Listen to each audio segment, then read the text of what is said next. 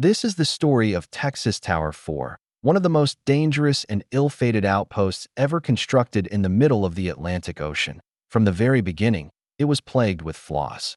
The men assigned to live and work on it endured fear, isolation, and the constant threat that at any moment the sea might swallow them whole. What happened there remains one of the most haunting tragedies of the Cold War. ERA.AS always. Listener discretion is advised. The 1950s were tense years in the United States. The Cold War with the Soviet Union loomed over daily life like a storm cloud. Every American understood that if Soviet bombers ever crossed the Atlantic undetected, the result could be catastrophic. To protect against this possibility, the U.S. Air Force launched a bold, almost desperate project: radar platforms planted far out at sea. These giant structures were called Texas Towers because they resembled the oil rigs that dotted the Texas coastline. They were designed to extend America's radar vision hundreds of miles into the Atlantic, offering early warning, perhaps 30 to 60 minutes. If enemy bombers were inbound, these towers would act as America's nervous eyes on the ocean horizon, and among them, none was more daring or more doomed than Texas Tower 4. Tower 4 was planted 63 miles, 101 kilometers, off Long Island, New York, in waters 185 feet, 56 meters, deep. On paper, it was an engineering marvel. But in reality, from the moment construction began in 1956, it was plagued with problems. The contract went to two big construction firms, J. Rich Steers of New York and Morrison Knudsen of Idaho. The plan seemed simple enough: assemble the tower on land, float it to position, anchor it to the ocean floor, and bolt on the radar. By June 1957, the massive tripod-like tower was floated and hauled out to its location.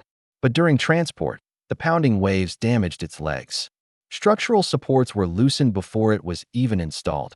Instead of towing it back for proper repair, the Air Force made the decision to patch it on site, a choice that would haunt them later. Imagine a giant steel tripod rising out of the ocean, three enormous legs stabbed into the seabed. At the top sat a platform nearly the size of a football field, housing domes, generators, and cramped living quarters. This was to be home for dozens of men at a time, but the legs that supported this massive structure had already been compromised. When a storm rolled in during anchoring, the braces cracked. Repairs were attempted underwater using steel collars and bolts, but divers later found half those bolts could be pulled out by hand. Some didn't even fit correctly. They had been rammed into holes too wide. A rushed, sloppy job.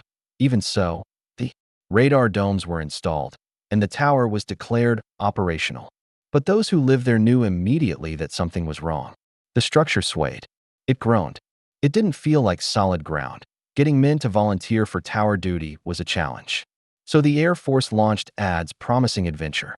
30 days on a private island with great fishing, delicious food, modern housing, and free nightly movies. In reality, life was miserable. The tower vibrated constantly from diesel generators and radar equipment. The endless steel legs transmitted every wave's groan into the structure, turning it into a giant tuning fork of unsettling noises. The wind howled without relief. Foghorns blasted every 29 seconds. And the endless motion created a condition the men called tower fever, a creeping dread, worsened by isolation and the knowledge that escape was almost impossible. Helicopter transport was dangerous. Choppers had to travel in pairs. One would land while another hovered in case of a crash. On bad days, flights didn't come at all. The alternative was even worse: the donut. A giant aircraft tire inner tube was attached to a crane. New arrivals clung to it as it swung over the raging water and lowered onto a rolling ship. It looked cartoonish, but it was terrifying. Despite the risks, attempts were made to keep spirits up. Crews held pizza nights, barbecues, hobby sessions, and movie screenings. But these distractions couldn't hide the fear. The men nicknamed their unstable home Old Shaky. By the early 1960s, technology had already overtaken the Texas towers. When conceived, they were meant to detect low-flying bombers. But now the Soviets were developing intercontinental ballistic missiles, traveling at thousands of miles per hour. The towers could provide only seconds of warning, far too little to make a difference. Still, the Air Force refused to abandon them. Intelligence suggested Soviet ships lurked nearby, ready to seize radar equipment if a tower was left unmanned. So the order came: keep skeleton crews aboard, no matter the risks. By 1961, Tower 4's staff had been reduced to just 28 men, 14 airmen and 14 civilian contractors, most focused on patching up the deteriorating structure. But Tower 4 had already taken a brutal beating. In September 1960, Hurricane Donna slammed it with 132 miles per hour winds and 50-foot waves, far beyond design limits. Somehow, it remained standing, but inspections revealed the braces had cracked, leaving the tower with half its original strength. It was now essentially one storm away from collapse. And everyone aboard knew it. Captain Gordon Phelan, the officer in command, repeatedly begged superiors to evacuate. His requests were denied.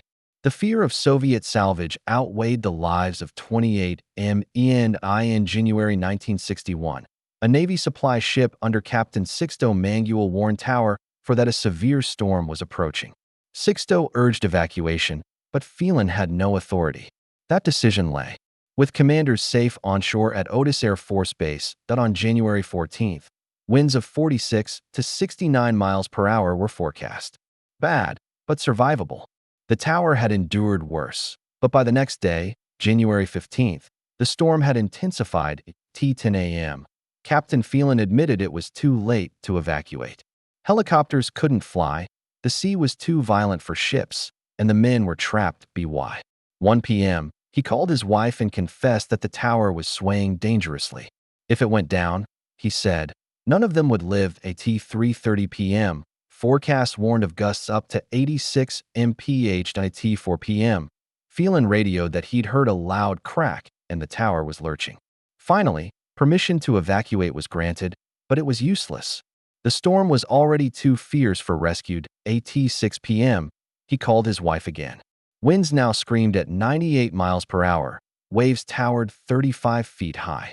Crew members began throwing safes of classified material into the ocean to prevent them falling into Soviet hands. At 6:45 p.m., Tower 4 sent its final distress call. The structure was breaking apart. 15 minutes later, Phelan gave Captain Sixto one last order: take his ship to safe harbor and do not attempt a rescue. Sixto reluctantly obeyed, watching his radar screen as the blip representing Tower 4 flickered and disappeared at 7:28 p.m. The tower collapsed into the Atlantic, taking all 28 men with it.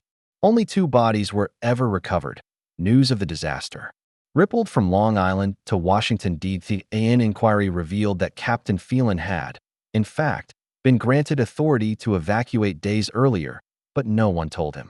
Miscommunication, negligence, and bureaucracy had cost 28 lives. At first, charges of involuntary manslaughter and dereliction of duty were brought against several officers. But within months, every charge was dropped. No one was held accountable. Congress held hearings, and the findings were damning. Human error and mismanagement were to blame. The Navy was especially criticized for overseeing poor construction and repairs. One shocking detail emerged: Tower 2's legs had been driven 48 feet into the seabed. Tower 4's legs were only 18 feet deep, less than half, despite being in far deeper, rougher waters. It was like building a skyscraper on wet sand. Families of the dead were left devastated, and the public was horrified. How could a structure meant to save lives have been so recklessly unsafe? The answers were buried under bureaucracy. Mistakes were admitted in theory but pinned on no one in practice. Today, the remains of Texas Tower 4 lie 185 feet below the Atlantic's surface. Divers who venture there find it covered in marine life, a ghostly ruin resting in silence. For decades, the Texas Towers faded from public memory, dismissed as a failed Cold War experiment. But Tower 4 left behind a scar. The men who died weren't lost in battle. They weren't taken by enemy fire. They were men simply doing their jobs, following orders, and trusting that those orders placed them on safe ground.